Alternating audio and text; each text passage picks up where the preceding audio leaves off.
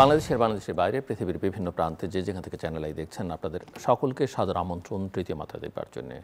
সাম্প্রতিক নানা বিষয় নিয়ে আলোচনার জন্য আমার সঙ্গে স্টুডিওতে রয়েছেন আমার বায় বসা আছেন শিল্পোদ্যোক্তা এবং বাংলাদেশ জাতীয়তাবাদী দল বিএনপি রাজনীতিক কামাল জামান মোল্লা এবং আমার ডানে রয়েছেন জাকের পার্টির মহাসচিব শামীম হায়দার। স্বাগত আপনাদের দুজনকে তৃতীয় মাত্রায়। তথ্য উপদেষ্টা সম্প্রতি বলেছেন যে মাহফুজ আলম যে বাংলাদেশের রাজনৈতিক দলগুলো সংঘাতের জন্য মুখিয়ে আছে, আগামী কয়েক মাসের মধ্যেই সেই সংঘাত দেখতে পাবেন এবং এর সঙ্গে যদি ধর্মীয় দৃষ্টিকোণ যুক্ত হয়, ধর্মীয় ইস্যু যুক্ত হয়, তাহলে পরিস্থিতি আরও খারাপ হয়ে যাবে বাংলাদেশের পরিস্থিতি। মিস্টার কামাল জামান মোল্লা, আপনার কাছে কী মনে হয়, রাজনৈতিক দলগুলো কি সংঘর্ষের জন্য মুখিয়ে আছে বা সেরকম কোনো আশঙ্কা আপনার মধ্যে আছে? আপনাকে ধন্যবাদ জিল্লু ভাই এবং আমাদের অভিজ্ঞ আলোচক। আপনি যে কথাটা বললেন এটা অতি সত্যি কথা। তার একটি নমুনা গত সপ্তাহে আমরা দেখেছি যে কীভাবে বাংলাদেশকে অস্থিতিশীল করার জন্যে পরপর সিরিজ আগুন লেগে যে দুর্ঘটনাগুলো হলো, চিটাগাং ইপিজেড, আমাদের মিরপুরে গার্মেন্টস ইন্ডাস্ট্রি যেইভাবে মানুষগুলো মারা গেল, সবচেয়ে বড় আকার ধারণ করে যেটা ঢাকা এয়ারপোর্টে যেই আগুনটা দিলেন তারা পরিকল্পিতভাবে। সেখানে আমরা দেখেছেন ফায়ার সার্ভিসকে ঢুকতে দেওয়া হয়নি। সেখানে আমরা দেখেছেন যারা এটা কাজগুলো করেছেন, অপারেটর করেছেন, কোনো একটি লোক কোনো এয়ারপোর্টের ভিতরেও যে আমাদের ফায়ার সার্ভিস আছে তাদেরকে দিয়েও কোনো রকম সহায়তা করেন নেই এটাকে নিবারণের জন্য। মানে এটা পরিকল্পিত ছিল। এটা যে আমাদের $1 বিলিয়ন কথা বলা হয়েছে, ক্ষতি হয়েছে, এটা তার প্ল্যান ছিল পুরো এয়ারপোর্টটাকে শেষ করে দেওয়া, তার সে পরিপূর্ণ করতে পারেনি। তো এইটা আমাদের একটা প্ল্যান চালাচ্ছি। আপনারা জানেন যে নির্বাচন যদি এই দেশে হয়ে যায় তো সুন্দর দেশটা ভালোর দিকে আগাবে, দেশ সুন্দর দিক নির্দেশনা চলবে, দেশ আবার উন্নতি হবে। এটা আমাদের পার্শ্ববর্তী দেশ এবং আমাদের ফ্যাসিস্ট সরকার যে শেখ হাসিনা পালিয়েছেন বাংলাদেশ থেকে গণহত্যা করে, সে কোনোদিনই চায় না বাংলাদেশ ঠিকভাবে চলুক, সুন্দর একটি নির্বাচন হোক, বাংলাদেশ ভালোভাবে যাক। কারণ সেটা চাইলে বাংলাদেশে গণহত্যা সে করতেন না। আমাদের এই প্ল্যানগুলো কিন্তু বর্তমান সরকারও কিন্তু শক্ত হাতে দমন করতে পারেননি। বর্তমান সরকার যদি শক্ত হাতেই সময়টাকে ধরতেন এতগুলো ঘটনা ঘটতো না। আমি মনে করি বর্তমান সরকারের অনেক ব্যর্থতা আছে। তারা শুধু সময়কে ক্ষেপণ করার জন্যে এই সময়টাকে আরও দীর্ঘভাবে কীভাবে সময় থাকা যায়, তারা শুরু থেকেই এই চেষ্টা করে আজকে বাংলাদেশের এই অস্থিরতার পিছনে তাদের দুর্বলতাটা সবচেয়ে বেশি। এই সরকার প্রথম শুরু করলেন ছাত্রদেরকে দিয়ে একটি দল গঠন করার সুযোগ করে দিলেন। যেই দল গঠনের কারণে কিন্তু অস্থিরতা সৃষ্টি হলো প্রথম, সেটাও এই সরকার দেখলেন যে সেটা করে তিনি ভালো কোনো ফল পাবেন না। চলে গেলেন তিনি ইসলামী সংগঠনগুলোকে এক করে একটি চাইলেন, চেষ্টা করলেন ইসলামী সংগঠন দিয়ে বাংলাদেশটাকে টাইম কিল কীভাবে করে। দেখলেন সেটাও বাংলাদেশের মানুষ ইসলামী সংগঠনগুলোকে এক করে নিতে পারতেছেন এবং তারা আরও ইসলামকে বিভক্ত করে দিলেন, ছোটো ছোটো গ্রুপ করে দিলেন। তারপর কী হলো, জামাত ইসলামের উপর ভর করলেন। এখনই বাংলাদেশের তারা ক্ষমতাকে দীর্ঘায়ু থাকার জন্যই কিন্তু এই কাজগুলো করেছেন। তাতে কী করলেন, ছাত্রদেরকে কলঙ্কিত করলেন। ছাত্ররা দেখলেন ছাত্র দিয়ে হচ্ছে না, ইসলাম সঙ্গে হচ্ছে না, এবং জামাত ইসলাম লাস্ট যে কাজগুলো করলেন সারা বাংলাদেশে ক্ষমতায় দীর্ঘায়ু থাকার জন্যে, ক্ষমতায় জানি নির্বাচন না হয়। কারণ জামাত ইসলাম আমরা জানেন বরাবরই গণতন্ত্রের বিপক্ষে কাজ করেছে, এই স্বাধীনের বিপক্ষে তারা কাজ করেছে। তারা বর্তমানেও কাজ করতেছে বাংলাদেশের গণতন্ত্র জানি পূর্ণ প্রতিষ্ঠা না হয়, কারণ 18 বছর বাংলাদেশের গণতন্ত্র ছিল না। জামাত দেখেন রাজনীতির নামে তার ইসলাম ধর্মের সাথে হিন্দু ধর্মকে এক প্ল্যাটফর্মে নিয়ে আসছেন। কেন নিয়ে আসছেন? তারা ইন্ডিয়ার সাপোর্টের জন্য। ইন্ডিয়া কারা? বর্তমানে বাংলাদেশের একটা হুমকি, গণতন্ত্রের হুমকি। এই বর্তমানে বিশৃঙ্খলার পিছিয়ে ইন্ডিয়া এবং জামাত মিলে এই কাজগুলো করতেছেন, এটা আমি দৃঢ়ভাবে বিশ্বাস করি। গত পূজায় দেখলেন কোরআনকে তারা হিন্দু ধর্মের সাথে তুলনা করেছেন। হযরত সাল্লাল্লাহু আলাইহি সাল্লামকে কোথায় নিয়ে আসছেন? তারা মন্দিরকে, পূজাকে এক কাতারে নিয়ে আসছেন। তা জামাতের উদ্দেশ্য হয়েছে বাংলাদেশের গণতন্ত্র যেন কখনোই শক্তিশালী না হয়, মজবুত না হয়। এই সমস্ত চক্রান্ত বাংলাদেশে চলছে, বাংলাদেশ যেন নির্বাচনটা কোনো ফিলে না করতে পারে। বাট আমি মনে করি যত ষড়যন্ত্রই করুক না কেন, জামাত, ইন্টারন্যাশনাল চক্রান্ত নির্বাচনকে বানচাল করতে পারবে না। বা নির্বাচন আগে এরকম আরও কিছু ঘটনা তারা ঘটানোর চেষ্টা করতেছে, প্ল্যান করতেছে। বর্তমান সরকার উচিত দৃঢ়তার সাথে, অভিজ্ঞতার সাথে এখনও সুযোগ আছে প্রতিহত করা। যদি প্রতিহত না করে খারাপের দিকে যাবে। আমি আশা করি সরকার এটাকে প্রতিহত করতে পারবেন। আমি আসছি আবার আপনার কাছে। মিস্টার শামীম হায়দার, আপনি কি মনে করেন যে রাজনৈতিক দলগুলো আপনারা কি ফাইট করবার জন্য মুখে আছেন? ফাইট মানে নির্বাচনী লড়াই না সংঘাত সংঘর্ষ? নির্বাচনী লড়াই শব্দটা সবার আগে আপনার মাধ্যমে দর্শক শ্রোতাকে ধন্যবাদ। সম্মানিত উপস্থাপক, সম্মানিত সহ আলোচক, আসসালামু আলাইকুম। রাজনীতির মাঠে লড়াই হবে, গণতন্ত্রের জন্য লড়াই হবে, নির্বাচনী রাজনীতিতে লড়াই হবে। এটাই তো গণতন্ত্রের অন্যতম সেরা সৌন্দর্য এবং আমাদের দেশের জনগণ তাই প্রত্যাশা করে। কিন্তু এই লড়াই কথাটার মধ্যে কিন্তু অনেক কিছু রয়ে গেছে। এই লড়াইতে যদি নৈতিক অবক্ষয় চরম মাত্রায় চলে যায়, নৈতিক অবক্ষয় এমন পর্যায়ে চলে যায় যে জনগণ অন্ধকারে নিক্ষিপ্ত হয়, জনজীবনের চরম অস্থিতিশীলতা তৈরি হয়, তাহলে এই লড়াই আমরা বলবো যে দেশকে আরও নৈরাজ্যের দিকে ঠেলে দিবে। নির্বাচনী লড়াই হতে হবে সুস্থ, গণতন্ত্রের লড়াই হতে হবে সুস্থ। কিন্তু আজকে আমরা যে দেখছি যে দলগুলির মধ্যে বিভক্তি, তারা নির্বাচনের নামে, গণতন্ত্রের নামে সামগ্রিক কিছু বন্দোবস্তকে নিয়ে যেভাবে কাদা ছড়াছড়ি হচ্ছে, এটা কোনোভাবেই সুস্থ রাজনীতির জন্য কাম্য হতে পারে না। এটা কোনোভাবেই লং রানে জাতির জন্য শুভ হতে পারে না। রাজনৈতিক দলগুলির যেই চরিত্র আমরা দেখতে পাচ্ছি, খুব বেশি পরিবর্তন নেই।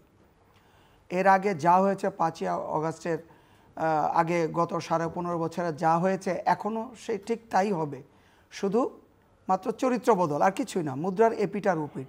এটা যদি হয়, জনগণ আবারও তারা হতাশার সাগরে নিমজ্জিত হবে, আবার দেশে নৈরাজ্য তৈরি হবে, অস্থিতিশীলতার দিকে যাবে দেশ। এটা সবাই জানে, আমরা সবাই জানি যে রাজনৈতিক দলগুলির সদিচ্ছার উপরে রাজনৈতিক স্থিতিশীলতা নির্ভর করে। একটি রাজনৈতিকভাবে স্থিতিশীল বাংলাদেশে রাজনৈতিক দলগুলোর ভূমিকা এখন সবচেয়ে গুরুত্বপূর্ণ। যারা ক্ষমতায় যেতে চায়, যারা বিরোধী দলে যেতে চায়, আমি কোনো দলের নাম উচ্চারণ করছি না, তাদের উচিত হবে যে জনগণকে যেন তারা আর বোকা না ভাবে, ভোটারদেরকে যেন বোকা না ভাবে। আর আরেকটা জিনিস মাথায় রাখতে হবে, যারা এই জুলাই অভ্যুত্থানে যারা নেতৃত্ব দিল, আমাদের দেশের ছাত্র তরুণ সমাজ যারা এগিয়ে আসলো, তারা কিন্তু খুব গভীরভাবে পর্যবেক্ষণ করছে। যদি আবারও রাজনৈতিক দলগুলি ভুল করে সেই একই রাজনৈতিক সংস্কৃতির ধারার আবার নাটক মঞ্চস্থ হয়, তাহলে কিন্তু অনেক খারাপের দিকে যেতে পারে দেশ। এটা কোনোভাবেই জাকের পার্টির কাম্য না। 18 কোটি মানুষ এটা চায় না। আমরা জাকের পার্টি আমাদের অবস্থান থেকে এতটুকু বলবো, গত 36 বছরে আমরা আদর্শের রাজনীতি করেছি। আমাদের সফলতার নজর কারা নাও থাকতে পারে, কিন্তু আমরা তো কখনো হতাশ হই নাই। আপনি জানেন যে সারা দেশে আমাদের 4554টি ইউনিয়ন জনসভা কর্মসূচি চলছে। সেখানে জনগণের যে সম্পৃক্ততা, তাদের যে সারা, সেটা আউটস্ট্যান্ডিং, অসাধারণ। বাট আপনি কি মনে করেন যে জুলাই সনদ বাস্তবায়ন নিয়ে এখন আমরা শুনছি যে কনসেনসাস কমিশন, জাতীয় ঐকমত্য কমিশন এটি নিয়ে কাজ করছে, এই বাস্তবায়নের প্রক্রিয়া নিয়ে রাজনৈতিক দলগুলোর মধ্যে বিবাদ বিসম্বাদ আরও বাড়তে পারে? নিঃসন্দেহে। কারণ বিএনপি একভাবে চাইছে, এনসিপি আগেই চাইছে নির্বাচনের আগে এটা বাস্তবায়নের একটা প্রক্রিয়া নিশ্চিত করতে, জামাতেও অনেকটা সেই সুরেই কথা বলছে। এখানেই কিন্তু দলগুলির সত্যিকার অর্থে দেশের প্রতি কে কতটুকু কমিটেড, জনগণের প্রতি কে কতটুকু কমিটেড, জুলাই গণ অভ্যুত্থানের যে স্পিরিটের প্রতি কে কতটুকু কমিটেড, শ্রদ্ধাশীল কর্মকাণ্ড দিয়ে কিন্তু বের হয়ে আসবে। একটি দল চাচ্ছে যে গণভোট হবে, নির্বাচন, গণভোট অথবা প্রধান উপদেষ্টার একটা অর্ডারে। আমি আসছি, আপনার কথায় আসছি। একটা পক্ষ চাচ্ছে, বড় একটা দল এবং প্রভাব বিস্তার করতে চাচ্ছে, যেটা অনুচিত। জাতীয় রাজনীতিতে গণতন্ত্রের মসৃণ যাত্রা যেটা একেবারে অনুচিত। একটা বড় রাজনৈতিক দল এবং তার যারা সমর্থকরা আছে, তারা চাচ্ছে হ্যাঁ গণভোট হবে নির্বাচনের দিন একই সাথে। আবার আরেকটি পক্ষ চাচ্ছে যে হ্যাঁ গণভোট হবে বাট নির্বাচনের আগে, সেটা নভেম্বরে হোক। আবার আরেকটি আবার কিছু আছে যেটা সবচেয়ে বেশি মতামত, সকল রাজনৈতিক দলের মতামত যেখানে বেশি সেটা সেভাবেই হোক। কিন্তু এখানে একটা প্রশ্ন যে সরকার চায় যে অতীতে সংবিধানকে অনেকবার কিন্তু ব্যবহার করা হয়েছে, অপব্যবহার হয়েছে সংবিধানের। হয়তো সরকার এবং তার যারা দেশি মিত্র, আন্তর্জাতিক মিত্র, তারা হয়তো বিশ্বাস করে না যে নির্বাচনের পরে যে জুলাই সনদ বাস্তবায়নের বর্তমান যে পটভূমি, এখন যে ঐকমত্য, সেটা আর থাকবে না। যার ফলে তারা কি চায়? তারা চাচ্ছে যে নির্বাচনের আগেই এই জুলাই সনদ বাস্তবায়ন পদ্ধতি এবং জুলাই সনদ বাস্তবায়নের ব্যাপারে একটা গণভোট হোক এবং সেটা একটা আদেশের মাধ্যমে হোক। সেই আদেশটা রাষ্ট্রপতি না, সেই আদেশটা যেন প্রধান উপদেষ্টার কাছ থেকে যায়। এখন এই যে তিনটা পক্ষ হয়ে যাওয়া, এইটা কোনোভাবেই সুন্দর হতে পারে না। যদি সৎ উদ্দেশ্যে এটা হয়ে থাকে, গুড, আলোচনার টেবিলে বসে আপনি এটা ঠিক করে নিতে পারবেন।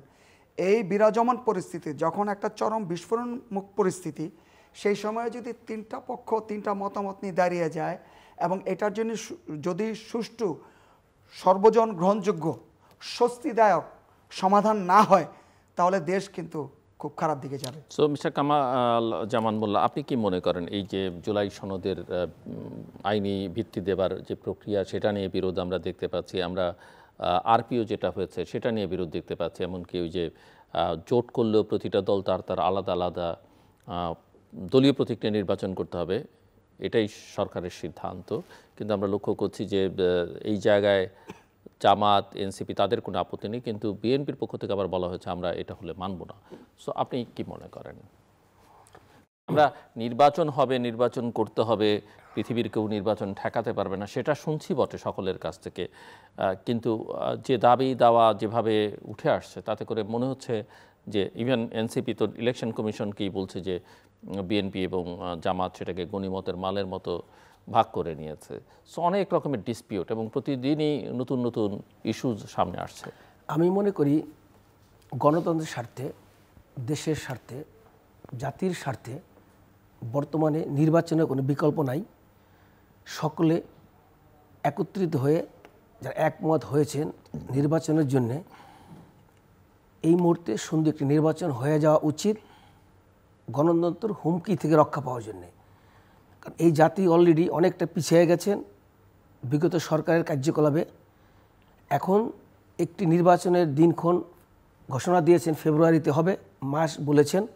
আমি আশা করি নির্বাচন কমিশনকে অর্ডার দিয়েছেন, নির্বাচন কমিশন সুন্দর একটি নির্বাচন দিলে অনেক কিছু ক্লিয়ার হয়ে যাবে। এখন দেখেন ছোট ছোট জিনিস যেগুলো, জুলাই সনদ, এটা কিন্তু অ্যাকচুয়ালি এনসিপির ফার্স্ট প্রস্তাব ছিল, আমি মনে করি এনসিপির প্রস্তাব ছিল। সেইটাকে সমস্ত দল একত্রিত হয়ে বর্তমান সরকারকে সহযোগিতা করে সবাই ঐক্য হয়ে ঘোষণা দিয়ে সংসদ ভবনে আনুষ্ঠানিকভাবে সেটা করলেন।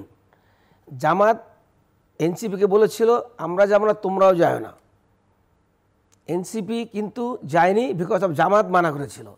জামাত কিন্তু দেখছেন এটা না করা মানে আমরা জাতির কাছে থেকে এক ধাপ পিছিয়ে চলে যাচ্ছি, আমরা কাছ থেকে পিছিয়ে চলে যাচ্ছি। জামাত কিন্তু ঠিকই চলে গেছে। বৃহত্তম দল যেগুলো প্রত্যেকে সাইন করেছে এবং এটা একটা সুন্দর এক্সাম্পল হয়েছে যারা মারা গেছেন বা এই আন্দোলনের একটা ফলশ্রুতি হয়েছে।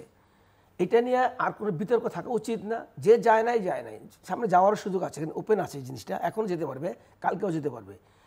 আমি মনে করি নির্বাচন হয়ে গেলে এই সমস্ত কিছু থাকবে না। নির্বাচনে বাধা দেওয়ার জন্যই ছোটো ছোটো এগুলো আসবে। নির্বাচন, বর্তমানে নির্বাচনকে বাধাগ্রস্ত করার জন্য এই ধরনের নানাবিধ কাজ আসবে। আপনি কি একবারও মনে করেন জামাত নির্বাচন না করার জন্য বসে আছে? জামাত বাংলাদেশে বর্তমানে এই ফেব্রুয়ারি নির্বাচনে যে সবচেয়ে বড় পরিস্থিতি নিচ্ছেন, তারা এফডিএ ভোট চাচ্ছেন, গ্রামগঞ্জে ভোট চাচ্ছেন, পোস্টালিং করতেছেন, শুধু মুখে বলতেছে, গোপনে তা না। তারা পোস্টালিং দেখেন, ব্যানার দেখেন, নির্বাচনের মার্কা দেখেন, আর নির্বাচনে তারা মাঠে নেমে পড়ছে। বাট তারা মুখে বলতেছে আমরা নির্বাচনে এটা চাই, পিআর চাই, এটা চাই। মানে কি, অন্যরা তোমরা প্রস্তুতি নিও না, তোমরা বিভ্রান্ত থাকো, আমরা পরিস্থিতি নিয়ে নিছি, কিন্তু নির্বাচন হয়ে যাবে, নির্বাচন পিছাবেন এখান থেকে। শুধু এখানে ধরা খাইছে একটি দল, এনসিপি। এনসিপি কী বললো? এনসিপি বললো আমরা তোমাদের ফাদার, তোমরা বাচ্চা। জামাতের এক নেতা বললেন যে বাপ বড় বাচ্চা ছোট, এনসিপি আছে বাচ্চা বানায় ফেললো, এনসিপি নিয়ে কিন্তু জামাত খেলছে মাঠে, এখন আজকে এনসিপিকে নিয়ে তারা ঘোষণা বাচ্চা। তো এনসিপি কিন্তু সবচেয়ে আজকে খারাপ পজিশনে চলে গেছে। জামাত নির্বাচনে যাবে, নির্বাচন করবে, জামাত যতবার পিয়ার বলে, এই পিয়ার মানে কি একটা গণতন্ত্রকে দুর্বল করে দেওয়া, একটা দেশকে দুর্বল করে দেওয়া, একটা দুর্বল পার্লামেন্ট বানানো হয়েছে পিয়ার। যেই ভোটের ভিত্তিতে যে নির্বাচন হবে, আসন ভিত্তিতে যেই মানুষ যাকে ভোট দিবে সেই আসনে তাকে পাবে না, পাবে যে কোনো একটা দলকে। সেহেতু আমরা ঢাকায় 17 আসনে আমাকে ভোট দিলেন, এখানে ক্যান্ডিডেট হয়ে গেল, দেখা গেল আপনার চিরাং থেকে একজন লোককে বলো দলগত একে দিতে হবে। তাই আমার এলাকার লোক যে আমাকে আশা করে ভোট দিয়েছে, আমি ভোটও পেয়েছি, বাট এমপি আমাকে না দিয়ে দলগত আরেকজনে পেলো, তাই ওই এলাকার লোকের এই কমিটমেন্টে বাস্তবায়নগুলো কে করবে? এই লোকের যে ওয়াদাবদ্ধ, আমি আপনাকে পাস করলে এলাকায় কাজ করে দেবো, রাস্তা বানাবো, খাল করে দেবো, এলাকা উন্নয়ন করব, সেই লোক বলে আমি তো আপনাদেরকে ওয়াদা দিই নাই, আমি এলাকায় এমপি হয়েছি ঠিকই, আমি দলগতভাবে পেয়েছি পিআরের মাধ্যমে, আমি আপনার ওয়াদা, আপনি কি, আপনি তো চিনি না, তো এলাকার লোকের কি হবে? এটা জামাতও জানে, জামাতও চায় না পিআর। জামাত খালি প্যাস লাগানোর জন্য এই টাইম কিল করতেছে, দেশের মধ্যে একবার একটা বাহানা নিয়ে আসতেছে, বাট এই বাহানায় এনসিপি ধরা খেয়ে গেছে পিআরে। আর এনসিপি দেখেন না পিআর নিয়ে জামাতের অ্যাগেনস্টে কথা বলতেছে। আমি মনে করি দেশে নির্বাচনের বিকল্প নাই, নির্বাচন হয়ে গেলে সমস্ত সমস্যার সমাধান হয়ে যাবে গণতন্ত্রের স্বার্থে। আমরা সবাই যদি এখন ঐক্যবদ্ধ হয়ে না থাকি, একটা জিনিস মনে রাখতে হবে, দোসর ফ্যাসিস্ট সরকার দেশ থেকে পালিয়েছে, দেশের অর্থনীতিকে পঙ্গু করে গেছে, কিছু সংখ্যক লোক গেছে, তারা দেশের মধ্যেই কিন্তু আছে, তারা কিন্তু বসে নাই, তারা এই দেশের গণতন্ত্রের হুমকি হয়ে দুদিন পরে আবার রূপ ধারণ করবে। যেটা ভাই আবার প্রথম প্রশ্ন করছেন, সামনের দিনগুলো কেমন যাবে, তারা কিন্তু বসে নাই, তাদের কাছে অর্থ আছে, তাদের কাছে অনেক কিছু আছে, বিদেশি শক্তি আছে, তারা এই দেশের এই নির্বাচনকে বানচাল করার জন্য লাস্ট মোমেন্ট পর্যন্ত চেষ্টা করে যাবে। যদি আমরা ঐক্যবদ্ধ না হই, এই পালিত শেখ হাসিনাকে যদি আমরা অনুপ্রবেশ করার বাধা এখন না দেই, তাহলে জাতির ক্ষতি হবে, এই দেশের ভবিষ্যৎ প্রজন্মের ক্ষতি হবে, আমাদের সন্তানদের ক্ষতি হবে, গণতন্ত্রের ক্ষতি হবে, এটা আমি মনে করি। তো এখন আমাদের সকলকে ঐক্যবদ্ধ থাকতে হবে এই নির্বাচনের জন্যে। এই নির্বাচনটা হয়ে গেলে আমাদের দেশের সকল সমস্যার সমাধান খুলে যাবে আমি মনে করি। শামীম হায়দার, আপনার কোনো মতামত এই বিষয়ে? নিঃসন্দেহে নির্বাচন তো হতেই হবে। না, নির্বাচন হতে হবে কোন প্রক্রিয়ার মধ্যে নির্বাচন, আপনি কোন পরিবেশে করবেন? আপনি 105 ডিগ্রি জ্বরে আক্রান্ত, আপনি স্যুট টাই পরে আপনার কি ভালো লাগবে? আপনাকে আগে সুস্থ থাকতে হবে। নির্বাচন তো হতেই হবে, মানে কোন সময়টাতে আপনি নির্বাচন করবেন? দেশের আইন শৃঙ্খলা পরিস্থিতি যে পর্যায়ে আছে, এখন কি নির্বাচন করার মতো সহায়ক পরিবেশ আছে?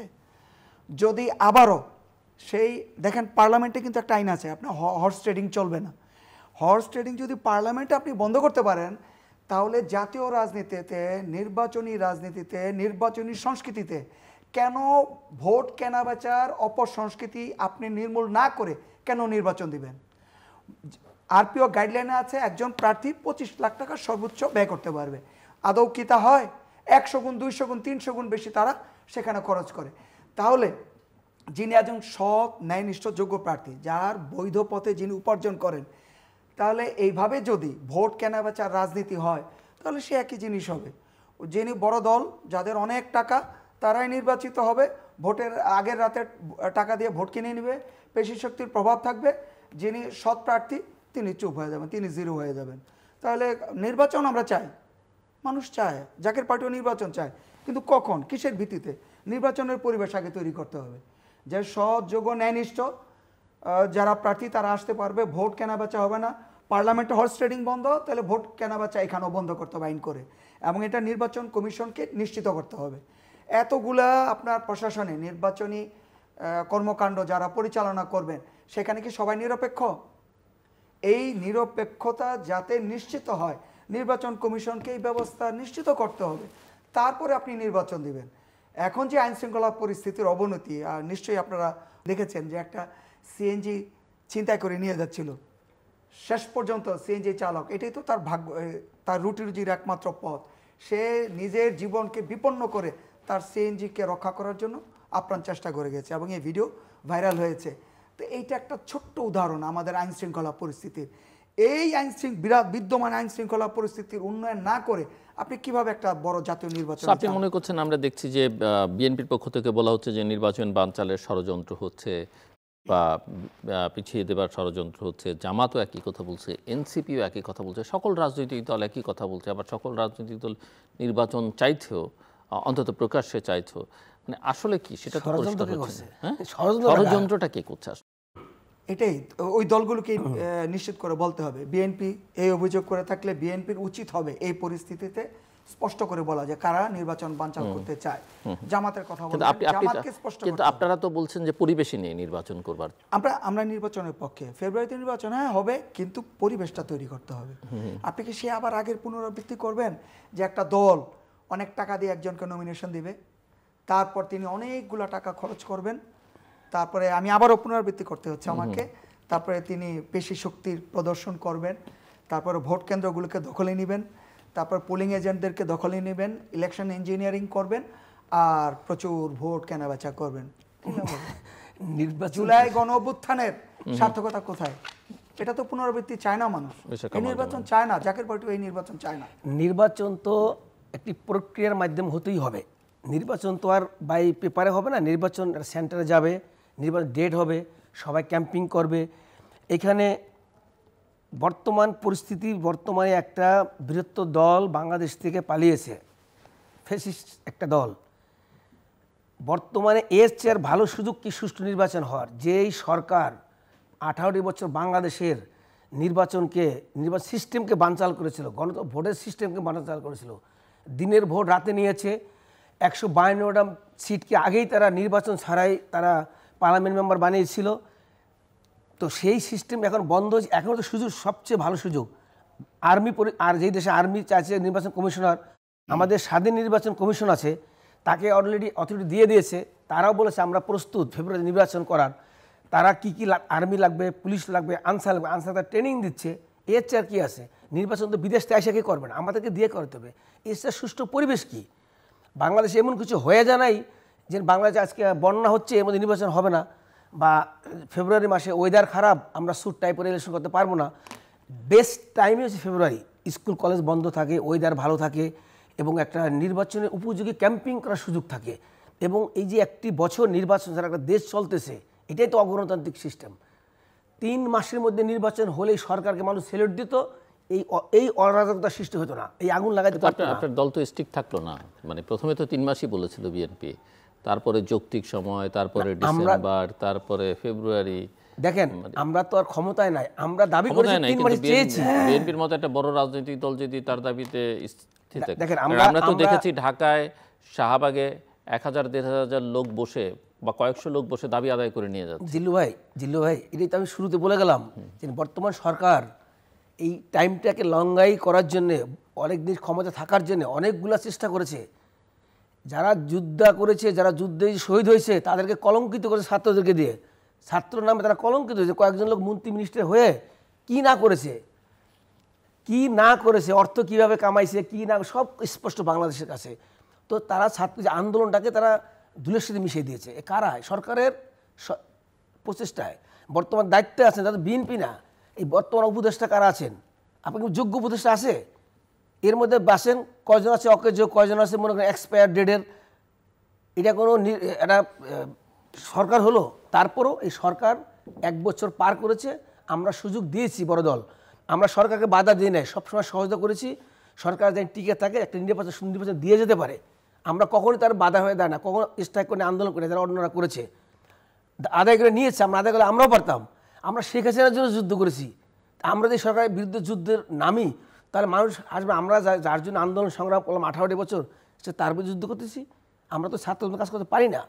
এই জন্য আমরা সময় দিয়েছি, ঠিক আছে। উনি সময় না, উনি নিজেই বলেছে একটা ডেট দিয়েছে ফেব্রুয়ারি, আমরা এটা অ্যাকসেপ্ট করেছি। উনি এক সময় বলেছিলেন ডিসেম্বর, তারপর হচ্ছে জুলাই, জুন থেকে উনি আমাদের প্রিয়তম তারেক রহমানের সাথে আলোচনা করে ফেব্রুয়ারি মাসের মাস ঠিক করেছে, আমরা এটা অ্যাকসেপ্ট করেছি।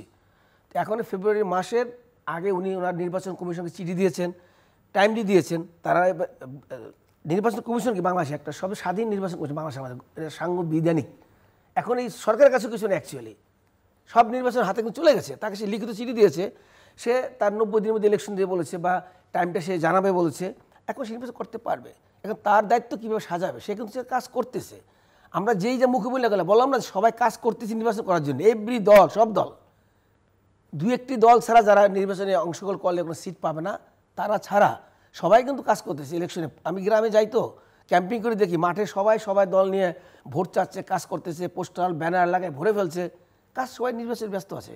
নির্বাচন কমিশনার কাজ করতেছে, সরকারও করতেছে, এবং সরকার তো তার দৃঢ়তার সাথে বলছে ফেব্রুয়ারি মাসে নির্বাচন হবেই, প্রত্যেক উপদেষ্টা বলছে। আমরা কেন বারবার বলি হবে না, সন্দেহ হচ্ছে, কে সন্দেহ, কোথায় সন্দেহ? আমরা নিজেরা কিন্তু বানাচ্ছি সন্দেহ। দলগুলো বলছে, সব দলের নেতা যারাই বলছে তারা এটা বলার জন্য বলছে, আমি মনে করি তারা একটা প্রোপাগান্ডা ছড়াচ্ছে বলার জন্য, বাস্তব লিখিত দিক এই কারণে নির্বাচন হবে না, আমি প্রমাণ পাইছি, একটা দল বলুক পারলে। সো মিস্টার শামীম হায়দার, আপনি বলছিলেন যে পরিবেশটা ফেব্রুয়ারিতে চান, কিন্তু আপনি এখনও মনে করছেন যে আইন শৃঙ্খলা পরিস্থিতি ঠিক হয়নি, নির্বাচন পরিস্থিতি, একটা নির্বাচন করবার জন্য যে ধরনের নিরপেক্ষ সরকার প্রশাসন দরকার, আপনি কি সেটা আছে কিনা মনে করেন? উপদেষ্টারাই বলছেন, তার মধ্যে জামাতের পক্ষ থেকে বলা হয়েছে, বিএনপির পক্ষ থেকে বলা হয়েছে, তারা বলেছেন অমুক অমুক উপদেষ্টা নিরপেক্ষ নয়, তার ব্যাপারে আমার আপত্তি আছে। ওই ইসলামী দল বলেছেন ওই উপদেষ্টার ব্যাপারে আমার আপত্তি আছে। এই দলগুলির উচিত হবে জনগণের সামনে স্পষ্ট করা আমরা এই উপদেষ্টাকে সন্দেহ করি, তারা এই কাজে আছেন। এখানে একটা প্রশ্ন থেকে যায়, গত 1 বছর এই ধরনের প্রশ্নগুলি উঠলো না, কিন্তু যখন নির্বাচন ঘনিয়ে আসলো তখন এই দলগুলির পক্ষ থেকে পারস্পরিক অভিযুক্ত করা হচ্ছে, অমুক খারাপ অমুক খারাপ। এই জিনিসগুলা, এই বিষয়গুলা কিন্তু বন্ধ করতে হবে। এই মুহূর্তে জনগণ অনেক কষ্টে আছে, আইন শৃঙ্খলা পরিস্থিতি, নিত্য প্রয়োজনীয় দ্রব্যের ঊর্ধ্বগতি, আপনার প্রসঙ্গক্রমে এসে যাচ্ছে, দেশে বিনিয়োগের মাত্রা কোন পর্যায়ে আছে আপনি জানেন, যেখানে অনেক অনেক কর্মসংস্থান হবে আশাবাদ ব্যক্ত করা হয়েছিল, এখন মানুষ প্রতিদিন চাকরি হারাচ্ছে, কর্মসংস্থান প্রতিদিনই প্রতিদিনই সংকুচিত হয়ে যাচ্ছে। এরকম একটা পরিস্থিতিতে যখন সত্যিকার অর্থে, একেবারে সত্যিকার অর্থেই নির্বাচনের উপযুক্ত একটা পরিবেশ দরকার, রাজনৈতিক দলগুলি, রাজনৈতিক নেতারা বসে ঠিক করবেন নির্বাচনের পরিবেশ, নির্বাচন কমিশন স্বাধীনভাবে সিদ্ধান্ত নেবেন, উপদেষ্টারা যারা নীতি নির্ধারক মহল, নীতি নির্ধারণী মহল, তারা সত্যিকার অর্থেই মানুষের যে আকাঙ্ক্ষা সেটার প্রতি যথাযথ শ্রদ্ধা দেখিয়ে, যে সেটার প্রতি যথাযথ আন্তরিকতা দেখিয়ে সত্যিকারের একটা নির্বাচনের পরিবেশ তৈরি করবেন, যেটা বিগত অনেক আমরা সাম্প্রতিককালে প্রধান উপদেষ্টার সঙ্গে বৈঠকে বিএনপি, জামাত, এনসিপি প্রত্যেকেই উপদেষ্টা পরিষদের কারো বিরুদ্ধে অভিযোগ জানিয়েছেন প্রধান উপদেষ্টার কাছে নানা বিষয়ে, যে উপদেষ্টারা ষড়যন্ত্রে লিপ্ত, উপদেষ্টারা বিভিন্ন রাজনৈতিক দলের হয়ে কাজ করছে, সোশ্যাল মিডিয়া, মেইনস্ট্রিম মিডিয়াতে উপদেষ্টাদের বিরুদ্ধে দুর্নীতির অভিযোগ আনা হচ্ছে। তো এইরকম একটা উপদেষ্টা পরিষদ আসলে একটা ভালো নির্বাচন দিতে পারে কিনা, করতে পারে কিনা? আপনার প্রশ্নের মধ্যে উত্তর নিহিত, যে সব দলগুলি এখন অভিযোগ করছে, অর্থাৎ যারা যারা নিজেদেরকে বড় দল মনে করে, যারা যারা নিজেদেরকে মনে করেন যে তারা ক্ষমতায় যাবেন, তারা বিরোধী দলের চেয়ারে বসবেন, তারা এই ধরনের একটা পরিস্থিতিতে দেশে যখন একটা কি বলতে পারি যে স্বস্তিতে কিন্তু কেউ নাই, স্বস্তি সবাই চায়, এবং ডে বাই ডে রাজনৈতিকভাবে অস্থিতিশীল করা হচ্ছে দেশকে।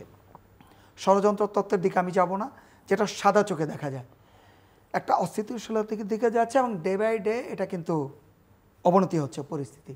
সেই সময়ে বড় রাজনৈতিক দলগুলি যদি তাদের অবস্থান থেকে এই ধরনের অভিযোগ করে, তাহলে অস্থিতিশীলতার মাত্রা বেড়ে যাবে না কমবে, এটা কিন্তু তাদেরকে বুঝতে হবে। এই যে ব্লেম গেম যদি হয়েই থাকে, হয়েছে, তারা তো দায়িত্বশীল, তারা দায়িত্ব নিয়ে কেন ঠিক করে দিচ্ছে না? তাদের তো দায়িত্ব নিয়ে ঠিক করে দিতে হবে। কেন অভিযোগের তীর আরেকজনের কাছে যাবে, আরেক দল অভিযোগের তীর দিবে? রাজনীতি এই সকল কারণে রাজনীতি কিন্তু আরও অস্থিতিশীল হবে, এবং একই সাথে যারা প্রশাসনের মধ্যে আছেন এক শ্রেণীর, যারা সুযোগ নিতে চান তারা সুযোগ নেবে, যারা ষড়যন্ত্রকারী তারা ষড়যন্ত্রের আরও বড় ধরনের ষড়যন্ত্রের সুযোগ নেবে, যারা ছিনতাইকারী, টেন্ডারবাজ, চাঁদাবাজি করে তারা আরও বড় ধরনের সুযোগ নেবে, যারা আইন শৃঙ্খলা পরিস্থিতির এই যে তাদের মধ্যে একটা কনফিডেন্সের অভাব, দৃশ্যমান কনফিডেন্সের অভাব, এদের সাথে যারা জড়িত, এদেরকে ফাঁকি দিতে পারলে, তাদের উপরে যারা ডমিনেট করতে পারলে, নিজেদের হীন স্বার্থ চরিতার্থ করতে পারবে, সেই মহলগুলো কিন্তু আরও উৎসাহিত হবে। তবে সামগ্রিকভাবে এই ধরনের মন্তব্য দেশকে আরও অস্থিতিশীল করবে। কামাল, বিএনপি যে কথাটা বলেছে এটা আইনের দিক দিয়ে বলেছে যে অন্তর্বর্তীকালীন সরকার নির্বাচন পরিচালনা করতে গেলে একটা আইনগতভাবে একটি সাংবিধানিক একটা বাধা আছে। তারা বলেছে যে আপনারা এটাকেই তফসিল থেকে যা নির্বাচন পরিচালনা করব একটি তত্ত্বাবধায়ক সরকার নাম দিয়ে ওই মোডে যেতে হবে, ওই মোডে যে নির্বাচন করেন তখন একটু সংখ্যা একটু কম করে হলো 8 জন 7 জন 10 জন মিলে কারা পরিচালনা করবেন ওইটাকে নির্ধারণ করা বলছে। এতে 2-1 জন কাটছাট করে এইভাবে বিএনপি কিন্তু এই মত দিয়েছে। মতটা বিএনপি বলেছে এই কারণে যে আইনগত একটা বাধা আছে, সাংবিধানিক বাধা আছে, তো সেই ক্ষেত্রেই জাস্ট নামটাকে চেঞ্জ করে আর একটু কাঠামোটা ছোটো করে যারা ইলেকশনটা পরিচালনা করবে এই টিমটা করে দিলে ভালো হয়। বিএনপির প্রস্তাব রেখেছে, বিএনপি কিন্তু এর এগেনস্টে যায়নি, বিএনপি কিন্তু এটা নির্বাচনের বাধাও দেয়নি এবং কাকে বহিষ্কার করতে হবে সেটাও বলেনি এবং কাকে বাদ দিতে হবে সেটাও বলেনি। বিএনপি বলছে এটা একটু কাঠামোটা ছোটো করে। আপনার কাছে আমার একটা প্রশ্ন আছে, যেহেতু আপনি দীর্ঘদিন যাবত আমি যতদূর জানি দুটো নির্বাচনী এলাকা, একটা ঢাকা শহরের মধ্যে আর একটা ঢাকার বাইরে অন্য জেলায় কাজ করছেন, আপনি কি মনে করেন যে প্রশাসন, পুলিশ তারা আসলে কতখানি নিরপেক্ষ থেকে তাদের দায়িত্ব পালন করবে? মানে ইলেকশন যেটা উনি বারবার একটা তো ল অ্যান্ড অর্ডার সিচুয়েশন বা পরিবেশের কথা বলছেন, কিন্তু ফিল্ড লেভেলে আপনার এক্সপেরিয়েন্স কি বলে? আমি মনে প্রাণে বিশ্বাস করি বাংলাদেশের এইবারের নির্বাচন হবে একটি মানে দেখার মতো নির্বাচন হবে, হিস্ট্রি হয়ে থাকবে, যেখানে কোনো কারচুপির সুযোগ তো দূরের কথা, কেউ ভাবতে পারবে না। গ্রামগঞ্জে বলতেছি তো, গ্রামগঞ্জে কারো কোনো প্রভাব থাকে না, ওখানে অনেকগুলো সেন্টার হয়, 125টা সেন্টার যেমন আমার আসনে হবে শিবচর মাদারীপুর একে। আমরা ওখানে জানি ওখানে আমাদের একটা কমিটি থাকবে, সরকারের পক্ষ থেকে আনসার থাকবে, পুলিশ থাকবে, বিডিআর থাকবে, আর্মি থাকবে। আর এইবার হচ্ছে কি ওই সিস্টেমটা বাংলাদেশে নাই যে নির্বাচনকে প্রভাবিত করার কারণে সুযোগ আছে, করার চেষ্টাও করবে। এবার ওই ধারের কাছে যেতে পারবে না। আর আর্মি বাংলাদেশ এইবার যেভাবে কন্ট্রোল করে রেখেছে, আপনার মনে হয় না যে এই যে 5ই আগস্টের যে আন্দোলন, আর্মি যদি সহযোগিতা না করতো আরও কত হাজারো লাশ পড়তো। আর্মি আজকেও বাংলাদেশের রাস্তায় পাহারা দিচ্ছে বিধায় কিন্তু বাংলাদেশ কন্ট্রোলে আছে।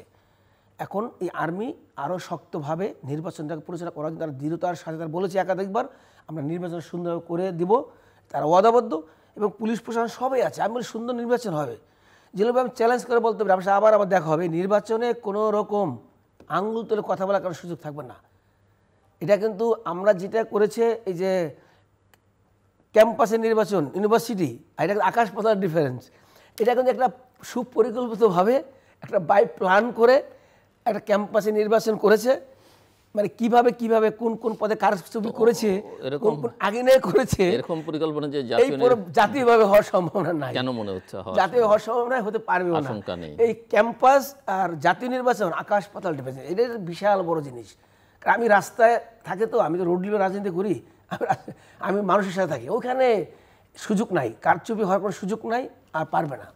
আর যেহেতু দিনের ভোট দিনেই হবে, অতএব চুরি বলেন দিনের ভোট মানে আগের বা 18 সালে আগের রাতে হয়েছে, এবার দিনের ভোট আগের দিনেও হয়ে যেতে পারে। এবার না, এবার আশা করি দিনের ভোট দিনেই হবে। শোনেন, আপনাকে হোপ নিয়ে বাঁচতে হবে, আপনাকে কাউকে বিশ্বাস করতে হবে। আমরা একটা সরকারকে বসিয়েছি, বানিয়েছি, আমরা তাকে যদি না মানবো কাকে? বিদেশ থেকে কি নির্বাচন কমিশন হায়ার করে নিয়ে আসবো? আর একটা দেশ কি নির্বাচন ছাড়া চলতে পারে?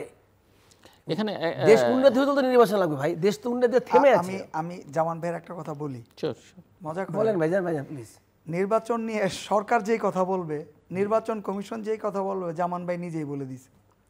মনে হচ্ছে যে জামান ভাই নিজে সরকারে আছে, উনি নির্বাচন কমিশনের অংশ। আমি সবসময় আশাবাদী, আমি আশাকে বিশ্বাস করি। এখানে কিন্তু একটা কথা আছে, আমি হোপফুল। হ্যাঁ, থ্যাংক ইউ, আশাবাদী থাকতে হয়। কিন্তু এখানে একটা কথা আছে, যদি নির্বাচনী পরিবেশ অন্যরকম হয়ে যায় জামান ভাই, তখন কি আপনাদের কথাগুলি এরকম থাকবে? আপনাকে দুটো কথা বলি ভাই, নির্বাচন আপনি যদি মাঠে না নামেন, আমরা তো ড্রিম করে কিছু করতে পারবো না, নির্বাচন যাবোই না, এটা হয়। নির্বাচন যেতেই হবে, এটা কোনো বিকল্প নাই। কি করে এটা আর সুন্দর হবে? আমরা নির্বাচন কমিশন তো বলেছি এবার আমরা ডাবল আর্মি রাখবো, ডাবল পুলিশ রাখবে, আর কি করবে?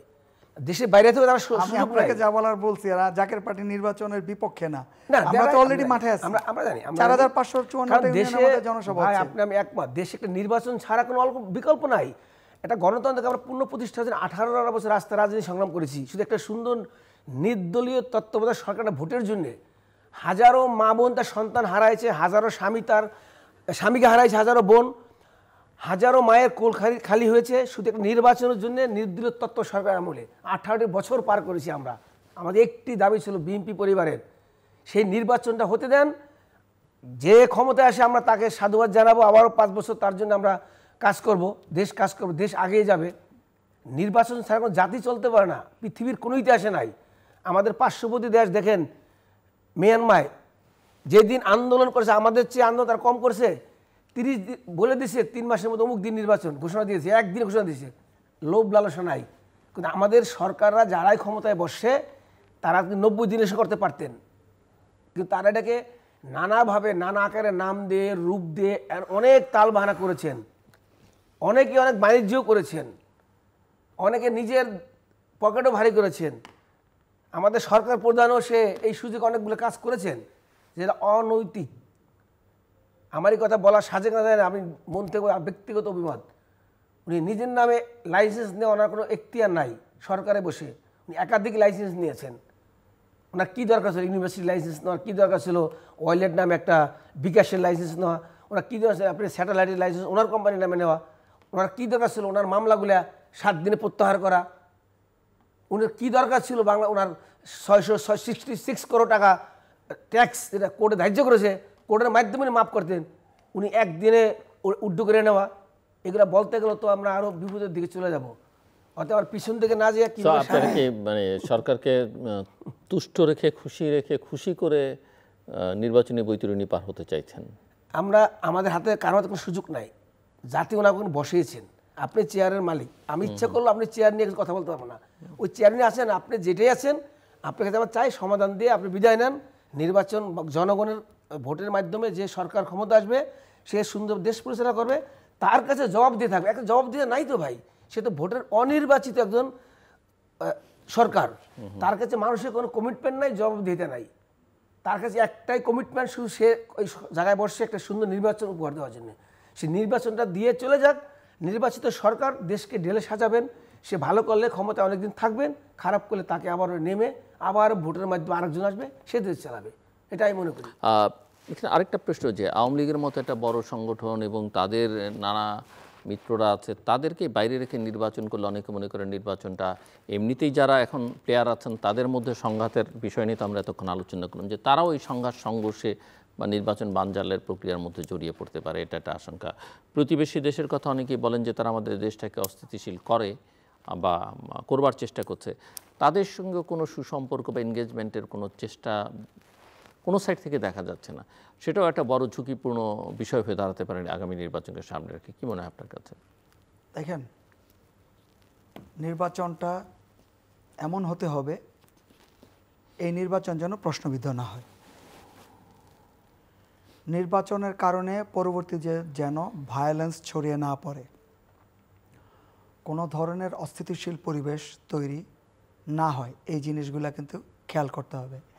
এবং এর সাথে যারা জড়িত নীতি নির্ধারণী মহল, তাদেরকে এই বিষয়গুলি এনশিওর করতে হবে। আর মানে আন্তর্জাতিক কূটনৈতিক সম্পর্কের ক্ষেত্রে দ্বিপাক্ষিক সম্পর্ক, বহুপাক্ষিক সম্পর্ক এখন কিন্তু ব্যাপক ডাইনামিজম এসেছে, ব্যাপক পরিবর্তন এসেছে এবং আসাটাই স্বাভাবিক। সেই ক্ষেত্রে কোনো দেশ আপনার যেমন পার্মানেন্ট বন্ধু না, কোনো দেশ আপনার পার্মানেন্ট শত্রুও না। তো আপনার যিনি প্রতিবেশীকে তো আপনি চেঞ্জ করতে পারবেন না, প্রতিবেশীকে বদলানো যাবে সেই সুযোগ আপনার কাছে নাই।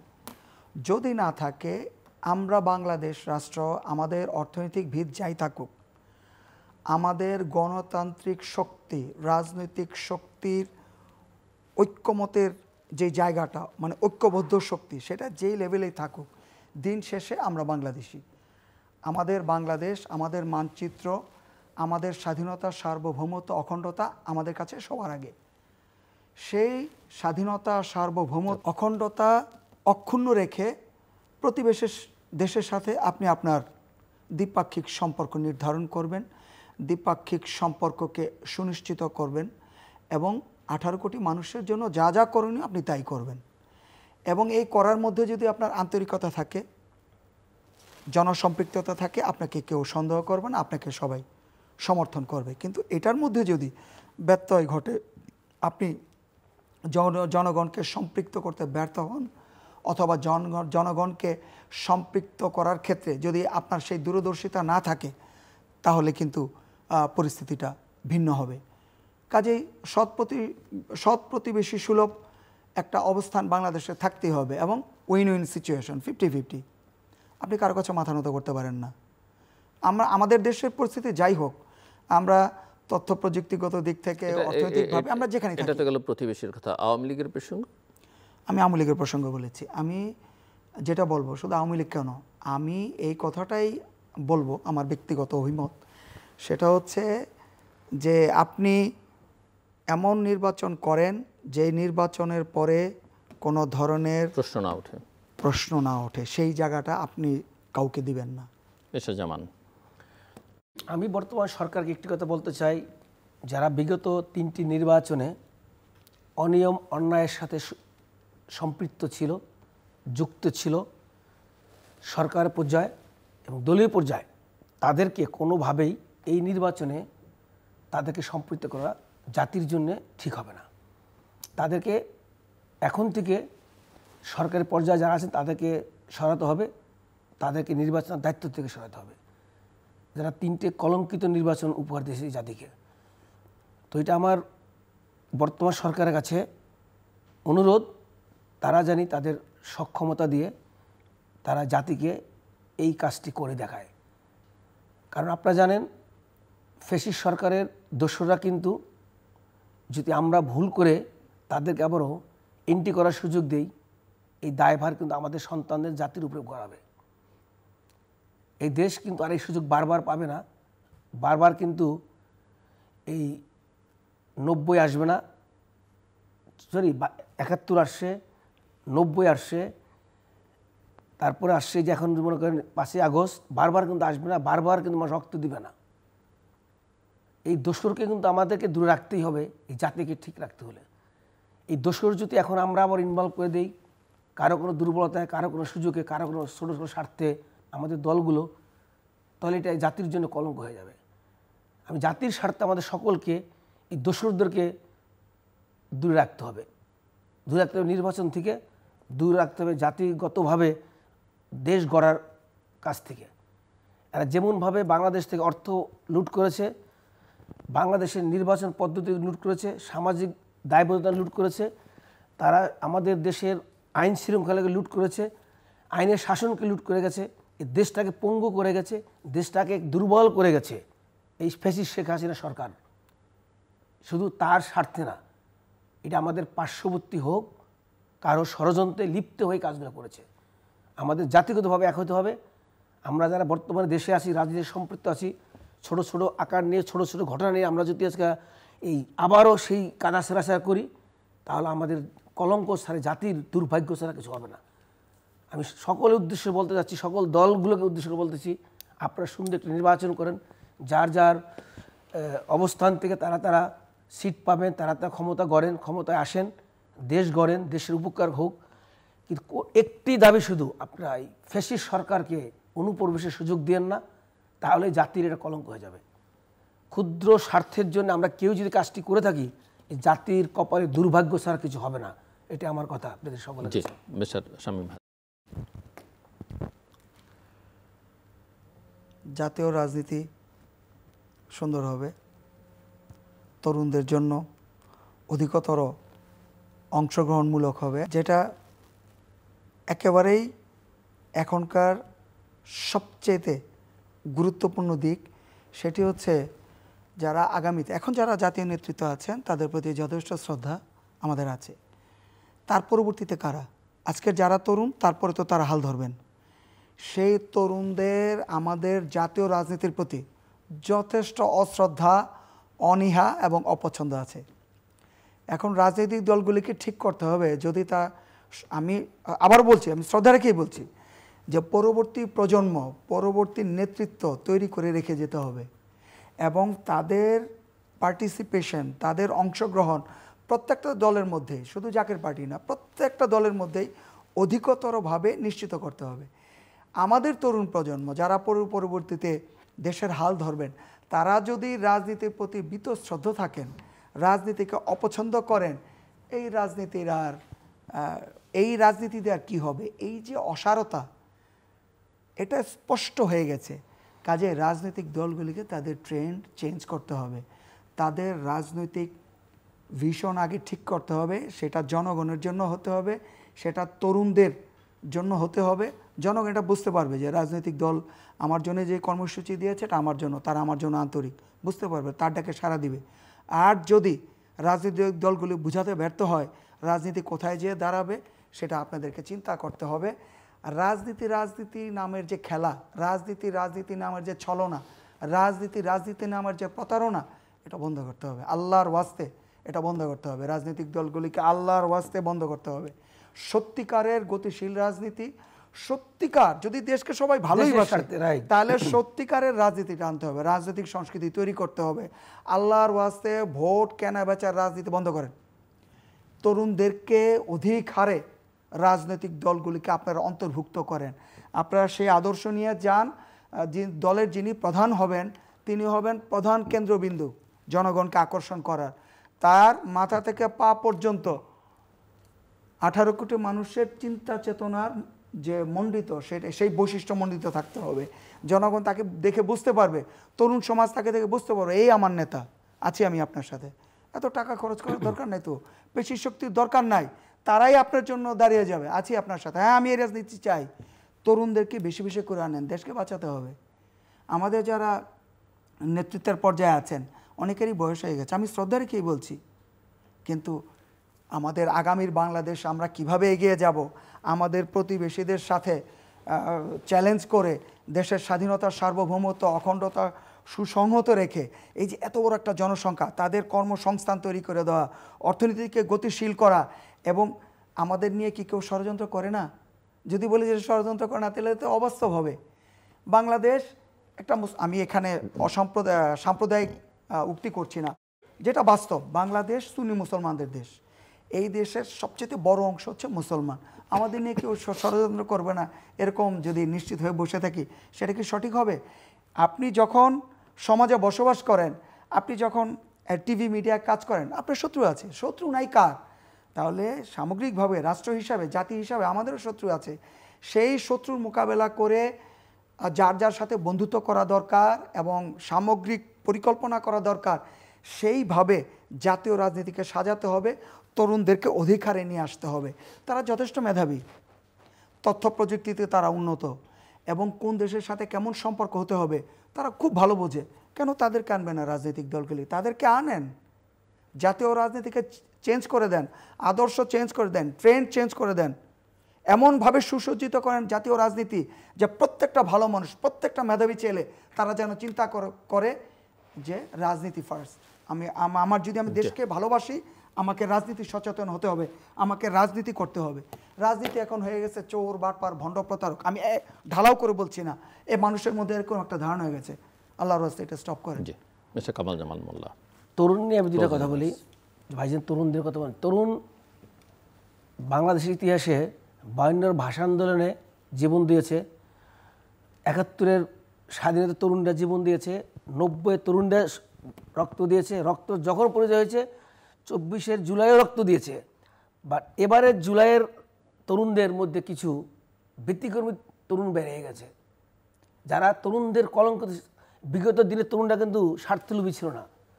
বর্তমানে তরুণদের মধ্যে কিছু সংখ্যক তরুণ এই তরুণদের কলঙ্কে রূপ নিয়েছে। তাই মনে করি তরুণদের দেশের স্বার্থেই থাকা উচিত, তারা দেশের ভালো রক্ত দেওয়া উচিত, তারা স্বার্থলোভী হওয়া উচিত না, স্বার্থলোভী হয়ে তরুণদের কলঙ্ক করা উচিত না। আর আরেকটি কথা বলি, নির্বাচন হলে এই যে ষড়যন্ত্র, পার্শ্ববর্তী দেশ একটা নির্বাচনী সরকার ছাড়া কার সাথে সম্পর্ক করবে? যখন একটি নির্বাচন হবে, সরকারের সাথে সম্পর্ক করবে, তারা 5টি বছর তার সাথে কিভাবে চলাবে, একটা দুই দেশের একটা অভ্যন্তরীণ একটা চুক্তি হবে, আলোচনা হবে।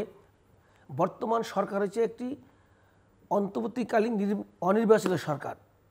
তারা সুযোগ পাচ্ছে, এই সুযোগ তারা নিচ্ছে। যেদিনে নির্বাচন হবে এই ধরনের প্রচেষ্টাগুলো বন্ধ হয়ে যাবে, এই ধরনের অপপ্রচার, দেশের বিশৃঙ্খলা সৃষ্টি করা, তখন তারা বন্ধ করতে বাধ্য হবে এবং তারা ভয় পাবে।